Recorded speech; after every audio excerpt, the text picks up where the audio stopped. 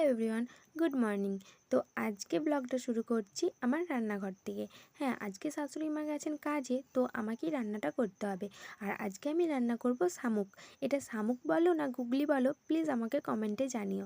তো গুগলিগুলো ভালো করে ভেজে নিয়েছি। আর হ্যাঁ, আমার কড়াইটা প্লিজ একটু অ্যাভয়েড করো, কারণ কাঠের উনুনে রান্না তো কড়াইটা রেগুলার মাজাটা সম্ভব না। তো প্রথমে গুগলিটাকে আমি লাল লাল করে ভেজে নিয়েছি এবং তারপর দিয়েছিলাম আদা রসুনের পেস্ট, 3 রকমের মশলা দিয়ে ভালো করে কষিয়ে নিয়ে ভেজে রাখা সবজিগুলো এর মধ্যে দিয়ে দিয়েছি। ওই গাজর, বেগুন, আলু আর লাউ শাক, আর লাউ শাকের আগার দিকটা। তো এগুলো ভালো করে কষিয়ে নেব এবং তারপর ঢাকা দিয়ে দিয়েছি। তারপর দেখো রাঁধতে রাঁধতে এই বারবার না কাঠের উনুন বড্ড নিমে যায়, তো সেজন্য আমাকে বারে বারে ফুকচনা দিয়ে ফু দিয়ে উনুন জ্বালিয়ে দিতে হচ্ছিলো। আমি না রাঁধতে রাঁধতে বারে বারে ছেলের দিকে ঘুরে ঘুরে তাকাচ্ছিলাম যে ছেলে ঘুম থেকে উঠে গিয়েছে কিনা। তো আমি তো তোমাদের ভিডিওটা স্কিপ করে করে এডিট করেছি, তাই হয়তো তোমরা বুঝতে পারছো না।